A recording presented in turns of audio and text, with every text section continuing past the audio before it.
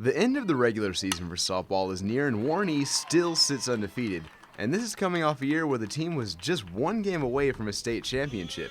This year, the Lady Raiders currently have the best batting average in the entire state. Their pitching staff has recorded the most collective strikeouts in the state, and they sit somewhere in the top 10 in every state category aside from stolen bases and runs scored. But all of this didn't come out of nowhere. Coach Philip McKinney has been working with his players for over a decade to produce what we see on the field today. Our juniors and seniors, they all played for me when they were 5, 6, 7, and 8. Like, I grew up with these girls basically playing softball. The first thing most of the ladies realized from an early age was that Coach McKinney had a much more aggressive coaching style than what they were accustomed to. Well, when I met him at 7, I really didn't like him at all. Ball said, Lucy, zip it for a minute. As we got older, he got nicer. He was really mean when I was younger. Well, Andrew, zip it. He's very passionate about the game. Madison, you're making this too hard, kid. It's on the ground. First and second. You got to go. You got to go.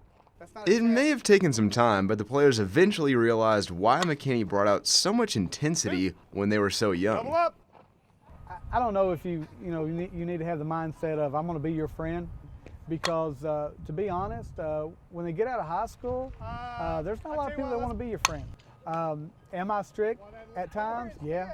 Am I probably too much, over the top? Probably. Well, listen, Warren County Blueberry, every play's not the first. But I believe, and here in the last 5 or 6 years, I've had the girls tell me, we now understand why you coached us so hard when we were younger. They've all failed. Get up. They've dropped balls. They've made bad throws into the dugout. They've struck out with bases loaded. They've already done all that. And they're probably going to fail again. With the varsity, I've done less coaching the last 2 or 3 years than I ever have. I get to sit back and watch, and they're telling me things that they see on the field. We do coach them hard at an early age, but there's a reason. And one of the reasons is there's a camera here today right in their face to interview them. And over the years, the players have even taught their coach about loosening up a little bit. What I've learned from them is that they are kids. They come down to the building after school, and their biggest problem was somebody liked something on Facebook that they didn't like. It's just being around kids and understanding that, hey, it's all right. Everything's going to be all right. We'll play home and home so I can give me some more victories. Good, shut it down. That was a good one. What do you mean not really? McKinney not only wants his players to learn from him on the field, but he also wants them to make sure they understand one thing when they step away from Warren East. The one thing that I've always wanted the girls to take from the field is don't ever let anyone tell you can't do something. Sometimes girls sports kind of gets pushed off to the side, and well, that's a girl's sport. Could she do that if she's playing boys? Well, she's not a boy, she's a girl.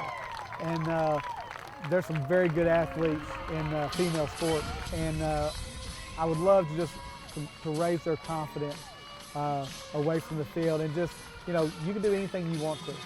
Encouraging the players and interacting with the community is what has kept McKinney coaching for over 2 decades now. Warren East now reminds me of Warren Central when I was at Central in the late 80s and early 90s. Good old country folks out here. And, this community, it's like no other. This is girls softball, and it's packed. I'll give a plug to the Minute Mark or 5 Star. You go in and people want to talk about Warren East. Yeah, it's great to have really good athletes, but it's the atmosphere of Warren East that makes me want to keep coming back. For the Sporting Times, I'm Miles Schroeder.